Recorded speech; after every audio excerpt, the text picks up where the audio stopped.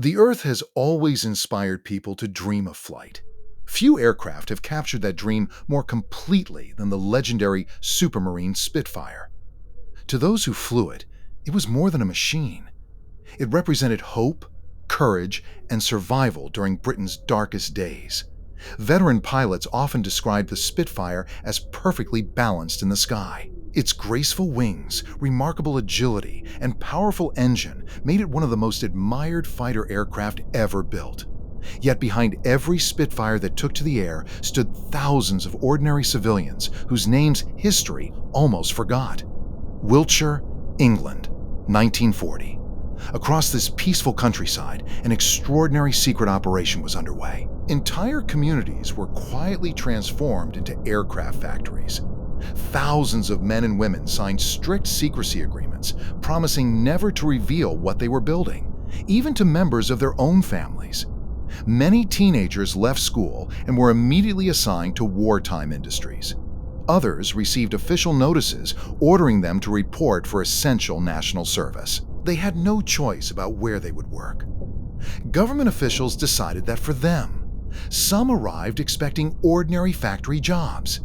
Instead, they found themselves assembling parts for Britain's most important fighter aircraft.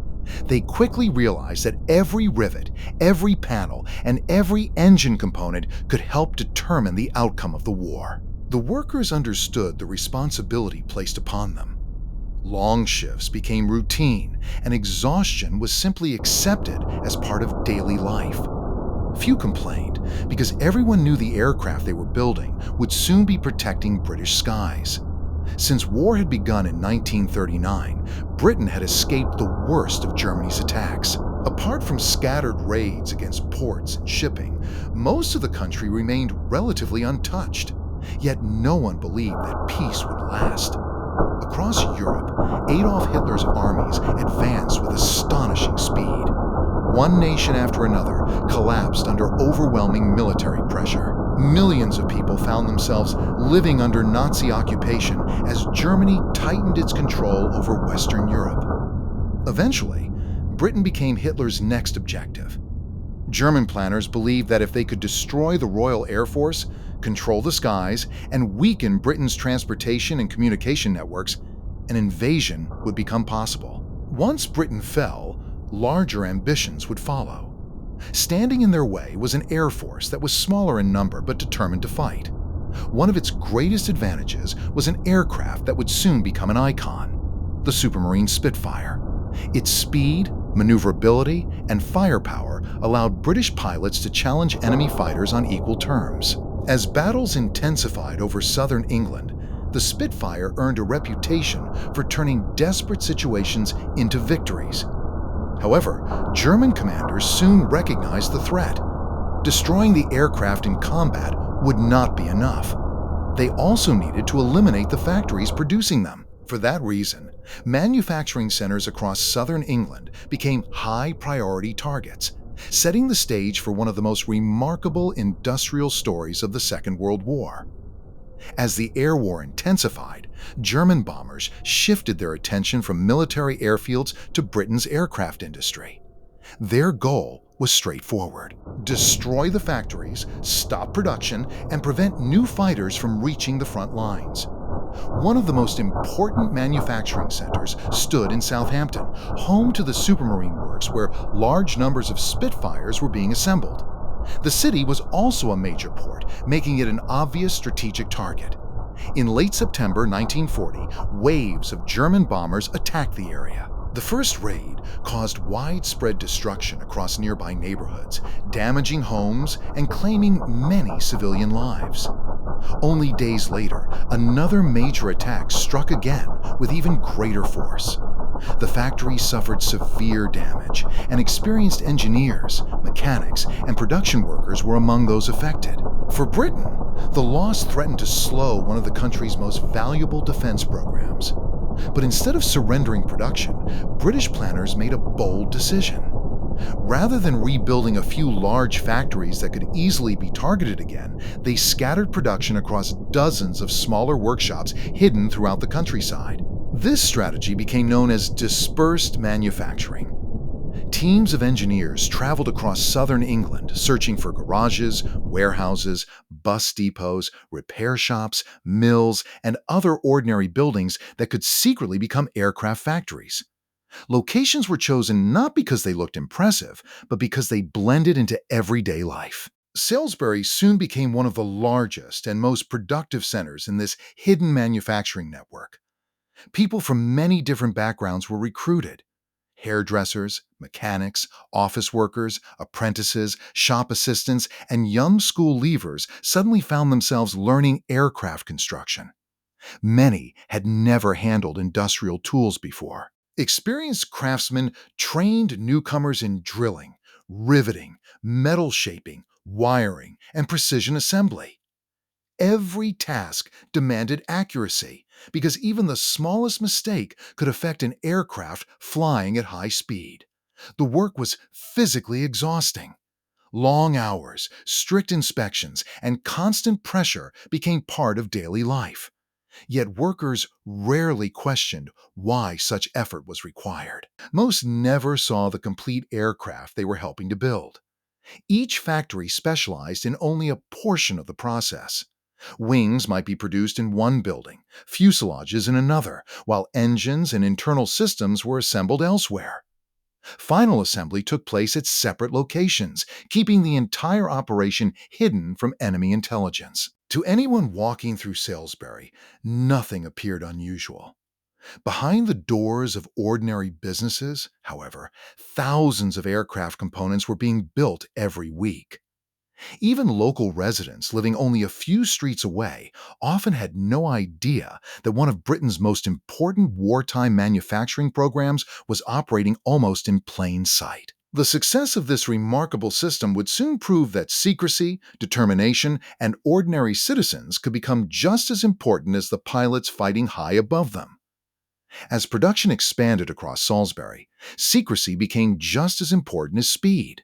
Almost everyone involved signed strict confidentiality agreements. Workers were told never to discuss their jobs, even with close family members. Many parents, spouses, and neighbors had no idea what was happening behind the factory doors.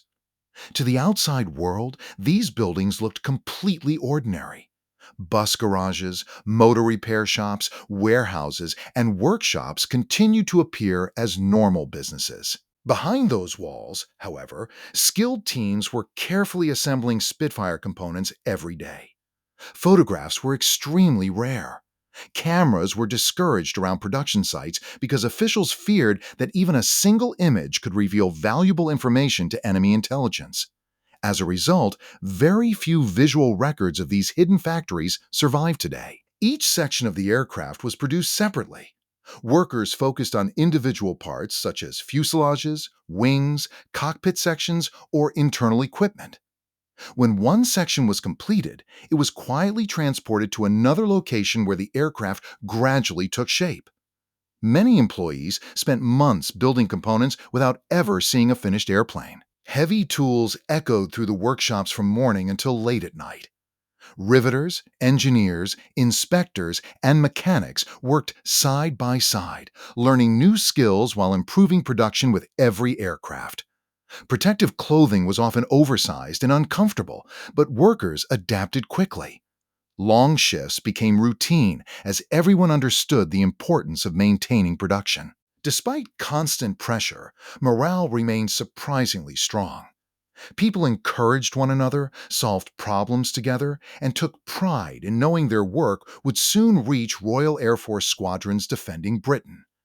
The factories remained carefully disguised. Large doors were hidden behind ordinary-looking walls, and completed aircraft components were moved only when conditions were safe. From the street, almost nothing suggested that advanced fighter aircraft were being built inside.